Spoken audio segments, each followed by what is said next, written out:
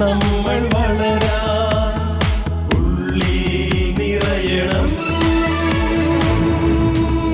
സ്നേഹക്കൂടാരം, സ്നേഹക്കൂടാരം, സ്നേഹക്കൂടാരം, സ്നേഹക്കൂടാരം.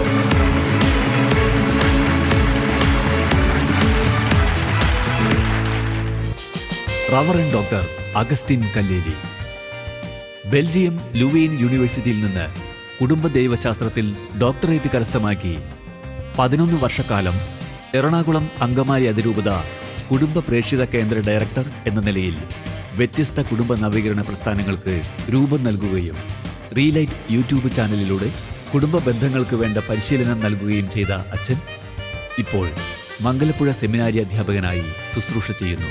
കുടുംബ ബന്ധങ്ങളുടെ കെട്ടുറപ്പ് കൂടുതൽ വ്യക്തമാക്കുന്ന സ്നേഹക്കൂടാരം ഫാമിലി ബീറ്റ്സിൽ വ്യത്യസ്ത മേഖലകളിൽ പ്രവർത്തിക്കുന്ന ദമ്പതിമാരോടൊപ്പം സ്വാഗതം ചെയ്യാം ഫാദർ അഗസ്റ്റിൻ കല്ലേലി. സ്നേഹക്കൂടാരം ഫാമിലി ബീറ്റ്സിലേക്ക് എല്ലാ പ്രേക്ഷകർക്കും പ്രത്യേക സ്വാഗതം. എല്ലാ കുടുംബങ്ങളിലും ഭാര്യ ഭർത്താക്കന്മാർക്ക് ഒരു പ്രണയ കഥ പറയാനുണ്ടാകും. പരസ്പരം സ്നേഹിച്ചതിൻ്റെ ഒരു കഥ, എ ലവ് സ്റ്റോറി. ഈ പ്രണയ കഥ ഇടയ്ക്കിടയ്ക്ക് വീട്ടിൽ ഭാര്യ ഭർത്താക്കന്മാർ തമ്മിൽ പങ്കുവെക്കുന്നത് നല്ലതാണോ അതോ അത് അനാവശ്യമാണോ? അങ്ങനെ പങ്കുവെക്കുന്നത് വഴി അത് ഗുണകരമാണെങ്കിൽ എപ്രകാരം ഏറ്റവും മനോഹരമായിട്ട് അത് പങ്കുവെക്കാം, ഇതാണ് ഇന്നത്തെ എപ്പിസോഡ് ചർച്ച ചെയ്യാനായിട്ട് പോകുന്നത്. നമ്മുടെ കൂടെ നല്ല പ്രണയമുള്ള 4 ദമ്പതികൾ വന്നിട്ടുണ്ട്. നമുക്ക് അവരെ ആദ്യം ഒന്ന് പരിചയപ്പെടാം. Okay, please. എൻ്റെ പേര് ലിജോ ജെയിംസ്. യെസ്. എവിടുന്ന് വരുന്നു? തുറവൂർ ഇടവയിൽ നിന്ന് വരുന്നു. തുറവൂരിന്ന് വരുന്നു. ഓക്കെ. എത്ര വർഷമായി പ്രണയം തുടങ്ങിയിട്ട്? 14 വർഷമായി. സ്വന്തം ഭാര്യയുമായുള്ള പ്രണയം 14 വർഷമായി. 14 വർഷമായി. വെരി ഗുഡ്, കൊള്ളാം. എന്താ ഭാര്യയുടെ പേര്? എൻ്റെ പേര് ഗ്രേഷ്മ. ഗ്രേഷ്മ. ഓക്കെ. മക്കള്? 4 പേരുണ്ട്. 4 പേരുണ്ട്. എങ്ങനെ, നല്ല പ്രണയം ഉണ്ടോ? ആ, പ്രണയമുണ്ട്. ഏത് ലിജോയായിട്ട്? ആ, ഉണ്ട്. 14 വർഷമായിട്ടുണ്ട് അല്ലേ? ഉണ്ട്, ഉണ്ട്. പ്രണയം കൂടി വരാണോ കുറഞ്ഞു വരാണോ? കൂടി വരാണ്. ഓക്കെ. അപ്പൊ നിങ്ങൾക്ക് 2 പേർക്കും, ലിജോ ആൻഡ് ഗ്രേഷ്മ, നിങ്ങൾക്ക് നമ്മുടെ ഷോയിലേക്ക് ഹൃദ്യമായ സ്വാഗതം. ഓക്കെ. നിങ്ങളുടെ പേര്? എൻ്റെ പേര് റോബി. റോബി.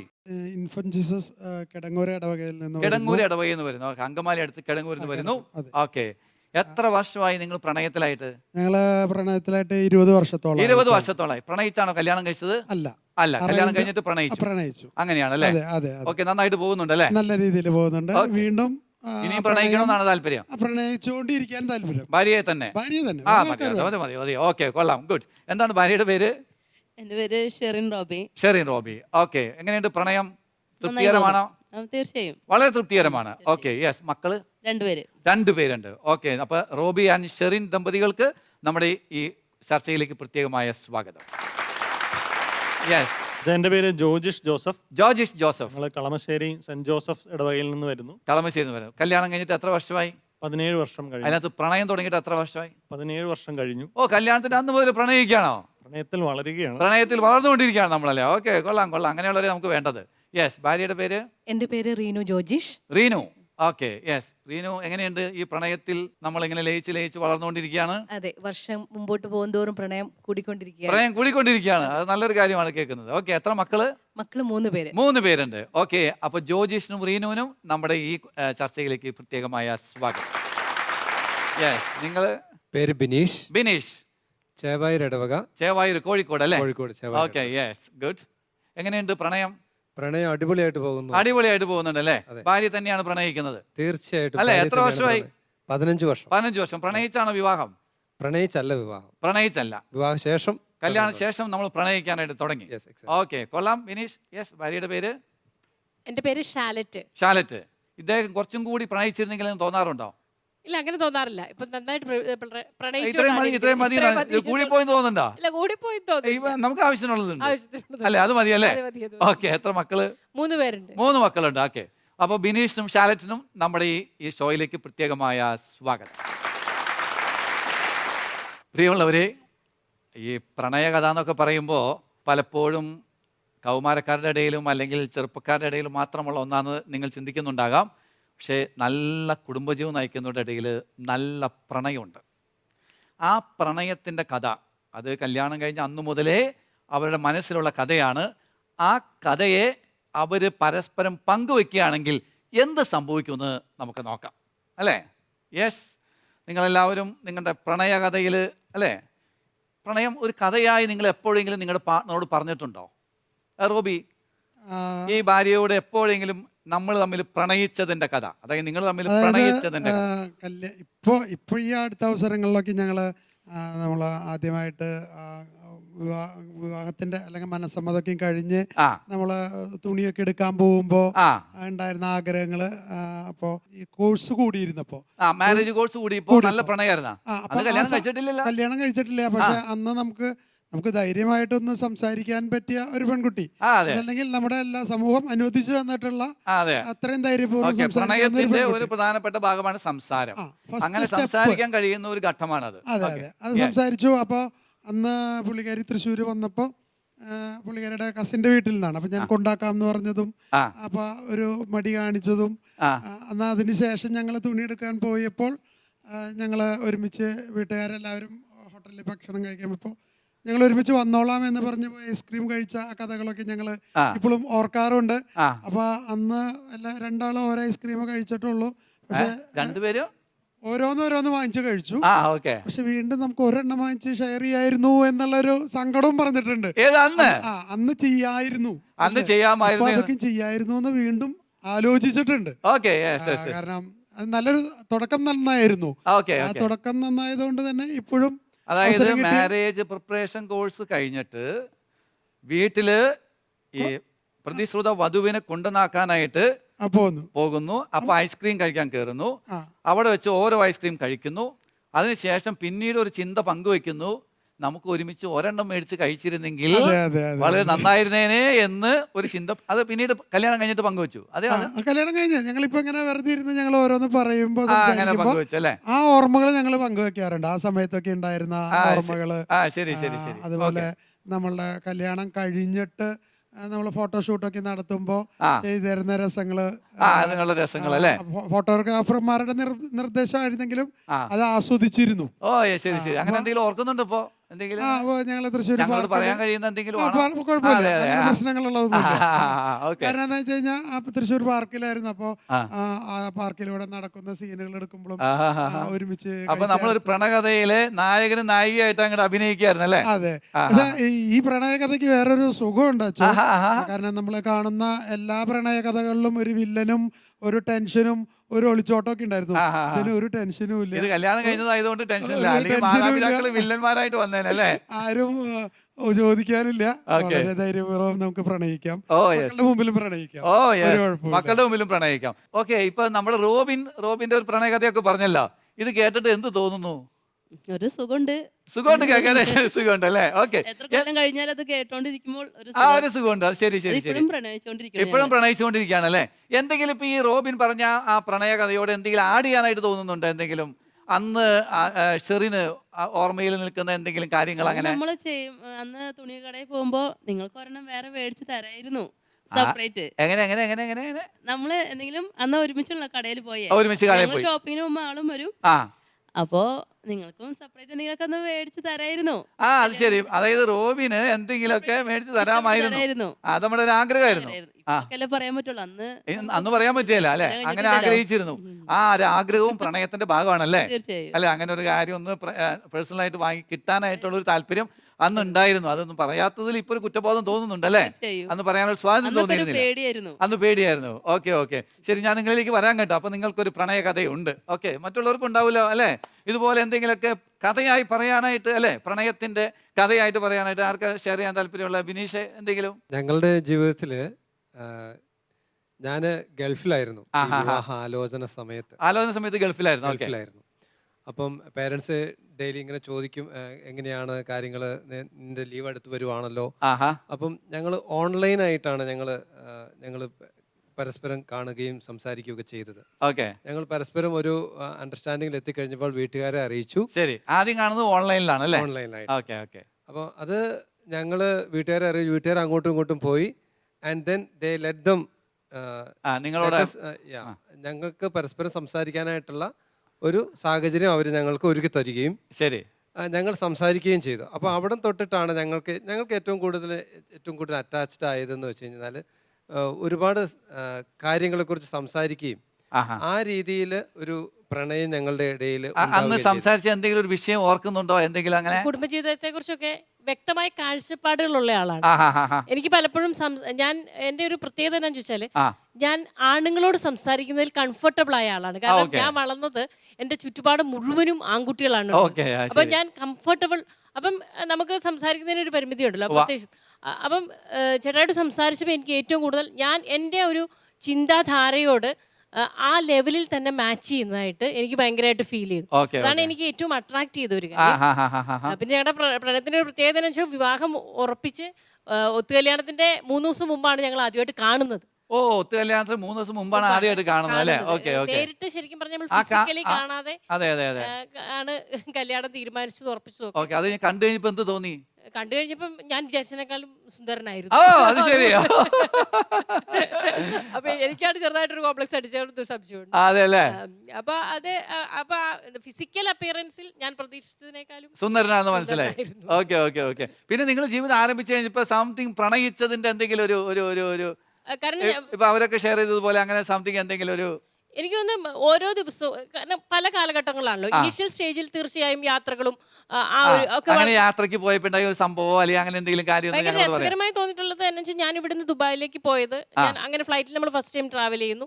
അപ്പൊ അവിടെ പോയത് നമ്മൾ ആദ്യമായി കണ്ടത് അങ്ങനെ കുറെ, കാരണം ഏകദേശം 6 മാസത്തിന് ശേഷമാണ്. തനിയാണോ ദുബായിക്ക് പോയത്? തനിയാണ് ദുബായ്, അവിടെയായിരുന്നു. അപ്പൊ ആ യാത്രകളും ദുബായ് ചെന്നപ്പോ പിന്നെ പേരൻസ് വേറെ ആരും ഇല്ലല്ലോ, നിങ്ങൾ മാത്രമല്ലേ ഉള്ളൂ. അപ്പൊ ആ ദിവസങ്ങളൊക്കെ വളരെ മനോഹരമായ ദിവസങ്ങളായിരുന്നു.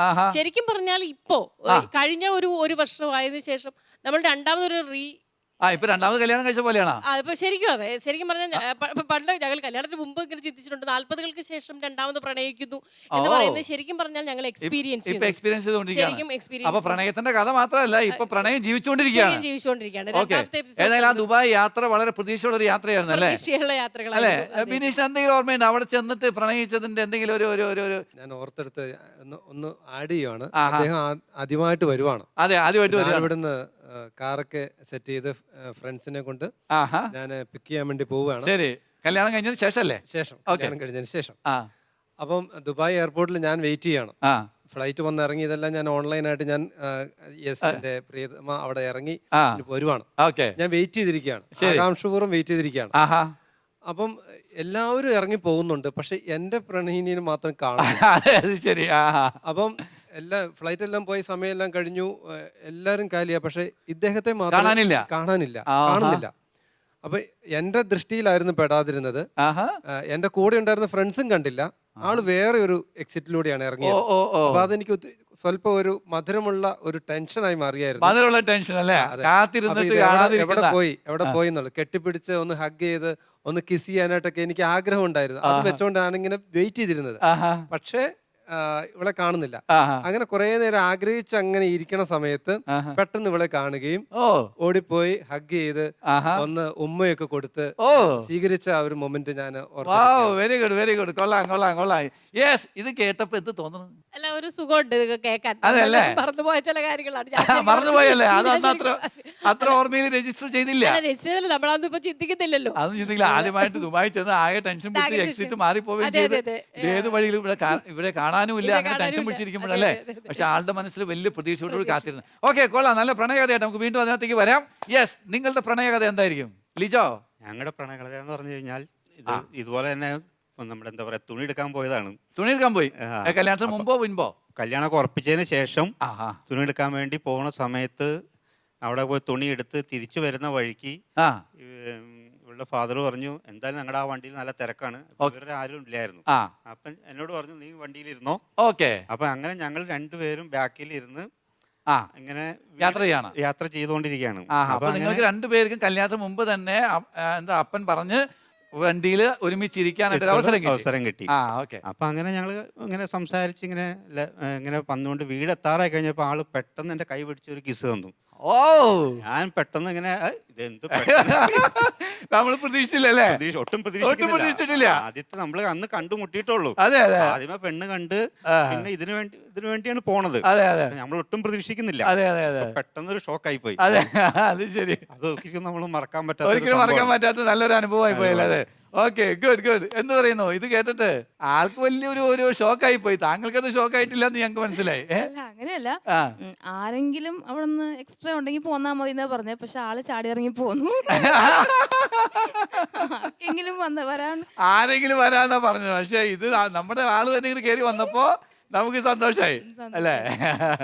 പിന്നെ ഞങ്ങള് ഈ പറഞ്ഞ നിശ്ചയമൊക്കെ കഴിഞ്ഞതിന് ശേഷമാണ് ഫോൺ നമ്പറൊക്കെ അങ്ങോട്ടും ഇങ്ങോട്ടും കൊടുത്ത് വിളിച്ചു തുടങ്ങിയത്. എല്ലാ ദിവസവും വിളിക്കുമായിരുന്നു. അന്ന് പറഞ്ഞ സ്മാർട്ട് ഫോണും അതൊന്നുമില്ല. നോർമൽ ലാൻഡ് ഫോൺ അല്ല, മൊബൈൽ ഫോൺ ഉണ്ട്. പക്ഷെ നമുക്ക് കാണാനൊന്നും പറ്റത്തില്ല. അപ്പം ഞങ്ങള് മിക്കവാറും രാത്രികളിലാണ് വിളിക്കുന്നത്. അപ്പൊ ഒരു പ്രാവശ്യം ഇതുപോലെ സംസാരിച്ച് നേരം വെളുത്തത് അറിഞ്ഞില്ല. അയ്യോ, സംസാരിച്ച് നേരം വെളുത്തത് അറിഞ്ഞില്ല. ലിജോ, എന്താന്ന് വെച്ച് കഴിഞ്ഞാൽ കല്യാണത്തിന്റെ തലേ ദിവസം ഹോൾ രാത്രി ഇരുന്ന് സംസാരിച്ചോ? പിറ്റേ ദിവസം കണ്ടുമുട്ടാൻ പോവാല്ലേ? അതെ, പക്ഷെ അതിങ്ങനെ സംസാരിച്ച് നമ്മൾ സമയം പോകുന്നത് അറിയുന്നില്ല. അങ്ങനെ കണ്ടിന്യൂസ് ആയിട്ട് സംസാരിച്ച് പെട്ടെന്ന് നോക്കുമ്പോ വെളുപ്പിന് 4 മണിയായി. ശരിക്കും നിങ്ങൾ പ്രണയത്തിന്റെ നടുവിലാണ് കല്യാണം കഴിച്ചതല്ലേ? അല്ലേ? ഞങ്ങളുടെ രണ്ടുപേരും ഫസ്റ്റ് എക്സ്പീരിയൻസ് ആയതുകൊണ്ടായിരിക്കും. രണ്ടുപേർക്കും പ്രണയം ആദ്യത്തെ അനുഭവം ആയതുകൊണ്ടാണ് അത്രയും ഒരു ഉന്മേഷം ഉണർവാക്കുന്നത് അല്ലേ? പിന്നെ ഈ പറഞ്ഞ പോലെ കല്യാണം കഴിഞ്ഞ് കുറച്ച് ദിവസം കഴിഞ്ഞപ്പോൾ ആള് പോയി, ദുബായിൽ പോയി. പിന്നെ ഞങ്ങളൊരു 3-4 മാസം ഈ പറഞ്ഞ പോലെ ഒരു ഡിസ്റ്റന്റ് റിലേഷൻ പോലെ ആയിരുന്നു. അന്നും ഇതുപോലെ തന്നെ രാത്രികളിൽ ഉറങ്ങാതിരുന്നത്. എനിക്ക് പിറ്റേ ദിവസം ജോലിക്ക് പോകാനുള്ളതാ, എന്നാലും പോലും രാത്രികളിൽ ഇരുന്നിട്ടാണ് ഞങ്ങൾ എല്ലാം ഷെയർ ചെയ്തോളുന്നത്. കാരണം ഞങ്ങൾക്ക് കല്യാണത്തിന് മുമ്പ് അധികം ദിവസം കിട്ടിയിട്ടില്ല. അപ്പൊ കല്യാണത്തിന് ശേഷമാണ് ഞങ്ങൾ അധികം സംസാരിച്ച് അടുത്തത്. ഈ പറഞ്ഞ പോലെ അവരുടെ പോലെ തന്നെയായിരുന്നു ഞങ്ങളുടെയും. എനിക്ക് വിസ വന്നു കഴിഞ്ഞപ്പോ ഞാൻ ഒറ്റയ്ക്കാണ് യാത്ര ചെയ്തത്. ദുബായിക്ക് പോവാ? ഇല്ല, എക്സിറ്റ് ഒന്നും മാറിപ്പോയില്ല. പക്ഷെ ആളവിടെ കാത്തു നിൽക്കുന്നുണ്ടായിരുന്നു. ഒരു ബൊക്കെയൊക്കെ ആയിട്ട് കാത്തു നിൽക്കുന്നുണ്ടായിരുന്നു. ഈ പറഞ്ഞ ഒരു അറ്റ്മോസ്ഫിയർ തന്നെയായിരുന്നു നമുക്കും. അന്ന് ഈ പറഞ്ഞ ഫ്രണ്ട്സ് ഒന്നുമില്ല, ഒറ്റയ്ക്കാണ് വന്നത്, കാറിൽ വന്നത്. ഈ പറഞ്ഞ പോലെ ഹഗ്ഗിങ്ങും കിസ്സിങ്ങും ഒക്കെ അന്നും ഉണ്ടായിരുന്നു. അത്രയ്ക്ക് പ്രതീക്ഷിച്ചില്ല. കാരണം ആളുടെ നേച്ചർ അനുസരിച്ച് അങ്ങനെ തരാൻ സാധ്യത കുറവായിരുന്നല്ലേ? പബ്ലിക്കലി അങ്ങനെ ചെയ്യും. പിന്നെ നമ്മുടെ ഇവിടുത്തെ നാട് പോലെയല്ല, അവിടെ എന്ത് ചെയ്താലും ആരും ഒന്നും ശ്രദ്ധിക്കത്തൊന്നുമില്ല. അതുകൊണ്ട് അവിടെ മേ ബി കുറച്ചുകൂടി കോൺഫിഡന്റ് ആയതുകൊണ്ടായിരിക്കാം. അപ്രതീക്ഷിതമായിട്ട് കിട്ടിക്കഴിഞ്ഞപ്പോ ഒരു സന്തോഷം. അത് കൊള്ളാം. പിന്നെ ഞങ്ങൾ ഒരുമിച്ച് റൂമിലേക്ക് പോവാണ്. അവിടെ ഈ പറഞ്ഞ പോലെ ആരും ഇല്ല, ഞങ്ങൾ രണ്ടുപേരും മാത്രമേ ഉള്ളൂ. പിന്നെ അവിടെ ഞാൻ ചെന്ന സമയത്ത് ആൾ കുറച്ച് ദിവസമൊക്കെ ലീവ് എടുത്തു. ഞങ്ങൾ ഒരുമിച്ച് കറങ്ങാനൊക്കെ പോയി. ദുബായ് എന്ന് വെച്ച് കഴിഞ്ഞാൽ ഒത്തിരി സ്ഥലങ്ങൾ കാണാനുണ്ട്. അപ്പൊ മിക്കവാറും കൊണ്ടുപോയി. ഡെസേർട്ട് ഡ്രൈവ് ഒഴിച്ച് ബാക്കി എല്ലായിടത്തും. പിന്നെ രാത്രികളിലാണ് ജോലി കഴിഞ്ഞ് വന്ന് രാത്രികൾ മീൻസ് ഈവനിങ്സിലാണ് പോകുന്നത്. പിന്നെ ഞാൻ ചെന്ന സമയത്ത് തേഴ്സ്ഡേ ആഫ്റ്റർനൂൺ ഫ്രീ ആയിരുന്നു.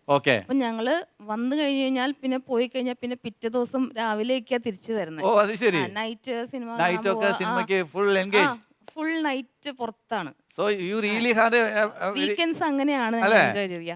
ഓക്കെ, അപ്പൊ ഓർക്കാൻ കുറെ കാര്യങ്ങളുണ്ടല്ലേ? നല്ല പ്രണയമായിരുന്നു. നല്ല ഇപ്പോഴും അങ്ങനെയാണ്. ഓക്കെ, കൊള്ളാം, നന്നായിരിക്കുന്നു കേട്ടോ. Good good. ഇനി നമുക്ക് നമ്മുടെ ഈ ജോജിഷ് ആൻഡ് റീനു ഇവരുടെ പ്രണയകഥയോ? ഞാൻ റീനുവിനെ ആദ്യമായിട്ട് കാണുന്നത് ഒരു ഏപ്രിൽ 30 2 മാസം കഴിഞ്ഞ് നല്ല ഓർമ്മയാണല്ലോ. ജൂൺ 25 കല്യാണം. ഏപ്രിൽ 30, മെയ് 1 ഞങ്ങളുടെ പെരുന്നാളാണ്. പള്ളിയിൽ പെരുന്നാളാണ്. അപ്പൊ എല്ലാ ഏപ്രിൽ 30കളും ഞങ്ങൾക്കൊരു ഓർമ്മപ്പെടുത്തലിന്റെ ദിവസം കൂടിയാണ്. കല്യാണം നിശ്ചയിച്ചു. കല്യാണം കഴിക്കുന്നതിന് മുമ്പായിട്ട് ജൂണിൽ റീനു എറണാകുളത്തൊരു സ്കൂളിൽ ജോലിക്ക് ചേർന്നു. അപ്പോൾ ആലുവയിലെ ഒരു ആൻറ്റിയുടെ വീട്ടിലാണ് നിന്നിട്ട്. അപ്പോൾ ചില ദിവസങ്ങളിൽ ഞാൻ അവിടെ ചെന്ന് ആന്റിയുടെ വീട് വരെ കൊണ്ടേ ആക്കും. അവിടെ വരെ എത്തില്ല, അതിന് മുമ്പ് ഞാൻ ഇറക്കി വിടും. അന്നത്തെ സാഹചര്യം അങ്ങനെയാണ്. അപ്പൊ ഞങ്ങള് പോണ വഴിക്ക് ചിലപ്പോ ആലുവയില് ഒരു KR ബേക്സ് ഉണ്ട്, അല്ലെങ്കിൽ അവിടെ ഒരു 1-2 കടകളുണ്ട്. അവിടെ കയറി ഒരു ചായയും ഒരു സാൻഡ്വിച്ചും ഒക്കെ കഴിച്ച് കുറച്ചു നേരം വർത്താനം ഒക്കെ പറഞ്ഞ് പോകുന്ന ഒരു ഓർമ്മയുണ്ട്. അപ്പൊ അതൊരു നല്ല ഓർമ്മയാണ്. പിന്നെ കല്യാണം കഴിഞ്ഞിട്ട് പിന്നെ റീനു എന്റെ വീട്ടിലേക്കാണല്ലോ. കല്യാണം കഴിഞ്ഞിട്ട് പിന്നെ അങ്ങനെ ഇങ്ങനെ എടുത്തു പറയത്തക്ക അങ്ങനത്തെ ഓർമ്മകളൊന്നും മനസ്സിലേക്ക് വരുന്നില്ല അല്ലേ? മെഷർമെന്റ്സ് റീനുവിന്റെ മനസ്സിലുണ്ട്. നമുക്ക് നോക്കാം, റീനുവിനെ കേട്ട് നോക്കാം. റീനുവിനെ കേൾക്കുമ്പോൾ ജോജേഷിന് പലതും ഓർമ്മ വരാൻ സാധ്യതയുണ്ട്. യെസ് റീനു. ഈ പറഞ്ഞതുപോലെ വളരെ സ്ട്രിക്റ്റ് ആയിട്ടുള്ള ഫാമിലിയിൽ നിന്ന് വളർന്നു വന്നവരാണ് ഞങ്ങൾ രണ്ടുപേരും. ഓക്കെ. അതുകൊണ്ട് അതുകൊണ്ട് ഈ പ്രണയത്തിന്റെ പ്രകടനങ്ങളൊന്നും നമുക്ക് വലിയ വശമില്ല. പ്രേമിക്കാനും ഒന്നും അറിഞ്ഞുകൂടായിരുന്നു സത്യത്തിൽ. അന്ന് മൊബൈൽ ഫോണൊന്നും ഇല്ല. കല്യാണം ഉറപ്പിച്ചു കഴിഞ്ഞ് അതായത് ഞാൻ എപ്പോഴും തമാശയായിട്ട് പറയും, ജോയിശാനും അമ്മയും അപ്പച്ചനും കൂടെയൊക്കെ കാണാൻ വന്നിട്ടേ തിരിച്ച് എന്നെ കണ്ടിട്ട് പോയിട്ട് ജോയിശാനായിരുന്നു ഡ്രൈവ് ചെയ്തിരുന്നത്. കാറിന്റെ ഡോർ അടയ്ക്കാതെ ആള് ഓടിക്കളഞ്ഞു. ഡോർ അടയ്ക്കാതെ ഓടിക്കളഞ്ഞ അതെങ്ങനെ? ഡോർ അടയ്ക്കാൻ മറന്നുപോയി. ഓ അത് ശരി. പക്ഷെ അത് കഴിഞ്ഞിട്ട് അത് താങ്കളെ സ്വീകരിക്കാൻ വേണ്ടി ഡോർ അടയ്ക്കാതിരുന്നതാകാമെന്ന് നമുക്ക് വ്യാഖ്യാനിക്കാം. അങ്ങനെ ചില തമാശകൾ മനസ്സിൽ വരുന്നുണ്ട്. അപ്പൊ അതിനുശേഷമാണെങ്കിലും ഫോൺ വിളിക്കാൻ അന്ന് ലാൻഡ് ലൈൻ മാത്രമേ ഉള്ളൂ. ലാൻഡ് ലൈനിൽ കൂടി ഫോൺ വിളിച്ചു. പിന്നെ ഒരുമിച്ച് കലൂര് റിട്രീറ്റ് സെന്ററിൽ അല്ല റിന്യൂവൽ സെന്ററിൽ വെച്ചായിരുന്നു പ്രീ മാരേജ് കോഴ്സ്. അങ്ങനെയാണ് ഒന്ന് ഒരുമിച്ച് സംസാരിക്കാനൊക്കെ പറ്റി. എന്റെ ആഗ്രഹങ്ങളൊക്കെ ഉള്ള ഒരു പേപ്പറിൽ ഞാൻ എഴുതി ജോയിശാന് കൊടുത്തു. ഏത് മാരേജ് പ്രിപ്പറേഷൻ പ്രോഗ്രാമിന്റെ ഇടയിലാ? അതിപ്പോഴും സൂക്ഷിച്ചു വെച്ചിട്ടുണ്ട്. അതൊക്കെ സൂക്ഷിച്ചു വെച്ചിട്ടുണ്ടാ? ഈ കഥയൊക്കെ പറയണ്ടേ? അതൊരു എസ്സേ ആണച്ചാ. അത് വായിച്ചിട്ട് ഫുൾ സ്കാപ്പ് പേപ്പർ. അതെ, അത് വായിച്ച് ജോജീഷ് ഞെട്ടിയോ? അത് വായിച്ച് ഞാൻ ശരിക്കും ഞെട്ടി. പിന്നെ മാരേജ് പ്രിപ്പറേഷൻ പ്രോഗ്രാമിന്റെ ഇടയിലായതുകൊണ്ട് വലിയ കുഴപ്പമുണ്ടായില്ലല്ലേ? ഇപ്പോഴത് സൂക്ഷിച്ചു വെക്കുന്നുണ്ട്. ഇപ്പോഴതുണ്ട്. അതൊരു ഓർമ്മയാണ്. അതൊരു ഓർമ്മയാണ്, വലിയൊരു ഓർമ്മയാണ് അല്ലേ? ഓക്കെ. ഇത് എഴുതി കൊടുക്കാൻ പ്രേരിപ്പിച്ച കാര്യം എന്താ? അങ്ങനെയൊക്കെ എനിക്ക് ശരിക്കും ഒരു ഭാവി വരനെ പറ്റി ഇങ്ങനെയൊക്കെ ആയിരിക്കണം ഒരു സ്വപ്നമുണ്ടായിരുന്നു. ഞാൻ നേരത്തെ തന്നെ പ്രാർത്ഥിക്കുമായിരുന്നു. എന്റെ ഹസ്ബൻഡ് ആകാൻ പോകുന്ന ആളിന് വേണ്ടിയിട്ട് പ്രാർത്ഥിക്കാറുണ്ടായിരുന്നു. അപ്പൊ അങ്ങനെ അപ്പൊ എന്റെ മനസ്സിലുണ്ടായിരുന്ന ആശയങ്ങളെല്ലാം ഇപ്പം കാണാൻ വരുമ്പോൾ നമ്മളിതെല്ലാം ഒന്നും ഷെയർ ചെയ്യാൻ പറ്റത്തില്ലല്ലോ. അപ്പൊ അത് കാരണം അത് എല്ലാം കൂടെ ഞാനൊന്ന് പേപ്പറിൽ എഴുതി അങ്ങ് കൊടുത്തതാണ്. ഇപ്പോഴും അത് പറഞ്ഞെന്നെ കളിയാക്കും. അതെ അതെ. ഇതുപോലെ തന്നെ വേറൊരു സംഭവം കൂടിയുണ്ട്. എന്നെ കസിന്റെ അടുത്ത് ആക്കുമായിരുന്നു കല്യാണത്തിന് മുമ്പ്. ഈ ആദ്യത്തെ 6 മാസം, കല്യാണത്തിന് മുമ്പുള്ള 6 മാസം എനിക്ക് എറണാകുളത്ത് ജോലി കിട്ടിയ കാരണം എന്റെ കസിന്റെ വീട്ടിൽ ഇടയ്ക്കിടയ്ക്കൊക്കെ ദിവസങ്ങളിൽ കൊണ്ടുവരാൻ വരുമായിരുന്നു. അപ്പൊ അങ്ങനെ എടപ്പള്ളി ലുലുവിന്റെ മുമ്പിലുള്ള സിഗ്നലില് ഞങ്ങൾ രണ്ടുപേരും ഫ്രണ്ടിൽ ജോയിശാൻ ഇരിക്കുന്നു, ഫ്രണ്ടിൽ ഇപ്പുറത്ത് ഞാനിരിക്കുന്നു. അപ്പൊ ഞാൻ ആദ്യമായിട്ട് ഒരു ടൈറ്റാൻ വാച്ച് ജോയിശാന് കൊടുത്തു കല്യാണത്തിന് മുമ്പ്.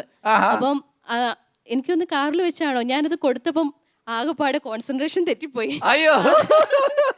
ആ സിഗ്നല്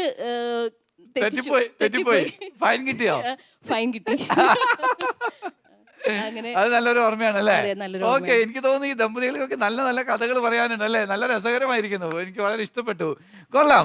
നിങ്ങൾ വെറുതെ അല്ലേ ഈ ചെറുപ്പമായിരിക്കണത്. കാരണം ഇത്തരത്തിലുള്ള പ്രണയത്തിൻ്റെ കഥകൾ നിങ്ങൾക്കുണ്ട്. ഇനി എനിക്കൊരു കാര്യം, എനിക്കല്ലേ പ്രേക്ഷകർക്ക് ഒരു കാര്യം, ഇത്രയും നിങ്ങൾ കഥ പറഞ്ഞ സ്ഥിതിക്ക് ഒരു കാര്യം അറിയാനുണ്ട്.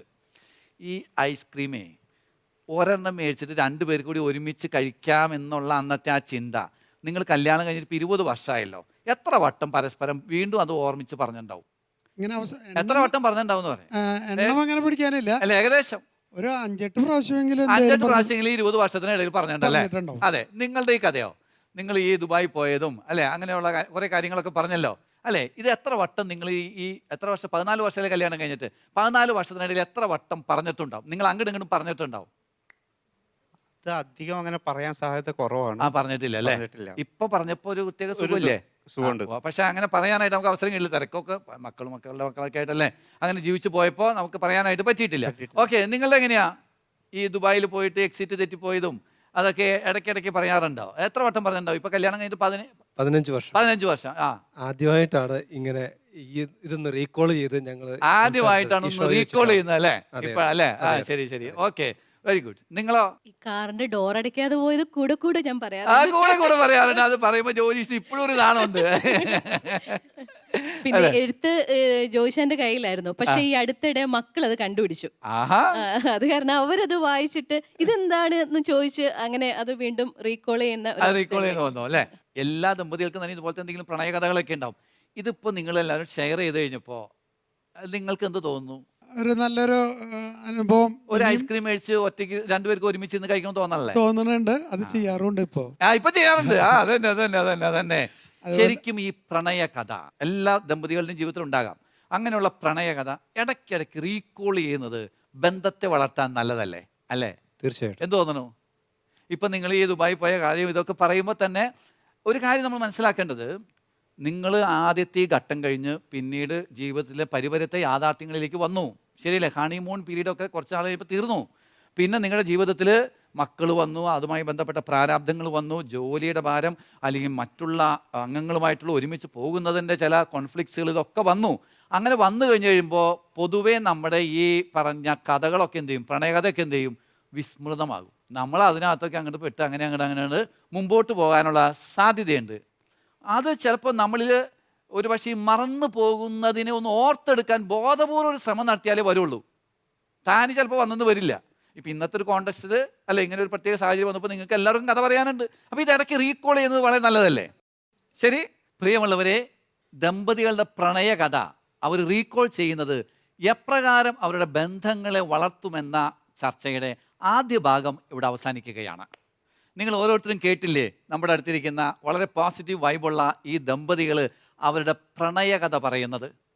ആ പ്രണയകഥ പറയുമ്പോൾ തന്നെ അവരുടെ മുഖത്ത് സ്ഫുരിക്കുന്ന സന്തോഷം, അവർ തമ്മിലൊരു ഉന്മേഷം, അതാണ് ഈ പ്രണയകഥ റീകോൾ ചെയ്യുന്നതിൻ്റെ ഏറ്റവും വലിയൊരു ഫലം എന്ന് പറയുന്നത്. ഇന്ന് നമ്മൾ ഈ എപ്പിസോഡ് ഇവിടെ വെച്ച് അവസാനിക്കുകയാണ്. അടുത്ത എപ്പിസോഡിൽ ഈ പ്രണയകഥ ഇപ്രകാരം പറഞ്ഞാൽ കിട്ടുന്ന ഫലങ്ങളും മാത്രമല്ല അത് എങ്ങനെ എപ്രകാരം പ്രാവർത്തികമാക്കാനായിട്ട്, പ്രണയകഥ റീകോൾ ചെയ്യാനായിട്ട് എന്തെല്ലാം വഴികൾ നമുക്ക് നോക്കാമെന്നതും അടുത്ത എപ്പിസോഡിൽ ചർച്ച ചെയ്യും. അതുവരെ നിങ്ങൾക്ക് എല്ലാ ആശംസകളും നേരുന്നു. പ്രണയകഥ നമുക്ക് തുടരാം. ബന്ധങ്ങൾ വളരട്ടെ, കുടുംബങ്ങൾ ശക്തിപ്പെടട്ടെ.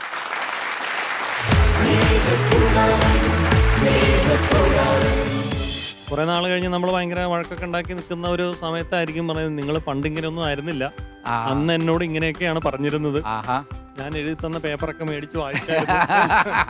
എനിക്ക് തോന്നുന്ന ഒരു പോയിന്റ്, ഒരു കപ്പിൾ ടൈം കണ്ടുപിടിക്കണം. അതായത് സമയം കണ്ടുപിടിക്കണം, അത് നിർബന്ധമാണ്. ഈ രണ്ടുപേരുമുള്ള സമയം ഉണ്ടായാലേ എന്തെങ്കിലും പറയാൻ പറ്റുള്ളൂ. അല്ലാതെ അവൈലബിൾ ആയിരിക്കണം. അവൈലബിലിറ്റി അത് ബോധപൂർവം ശ്രമിക്കണം. പിള്ളേര് പറയേ അപ്പൊ കഥ പറ, ഞങ്ങൾക്ക് ഓർമ്മണമെന്ന് പറയും. ഞാൻ എന്ത് കഥ പറയും? ഞാൻ പറയും, ഞാൻ ഇന്ന വർഷം ഇന്ന സ്ഥലത്ത് ജനിച്ചു, ഞാൻ എന്നിട്ട് പിന്നെ നിന്റെ അമ്മേനെ കാണാൻ പോയി, അമ്മേനെ കാണാൻ പോയപ്പോ അമ്മ മധുരയായി നിൽക്കുമായിരുന്നു. അപ്പൊ പിള്ളേർക്ക് ഇൻട്രസ്റ്റ് ആണ്.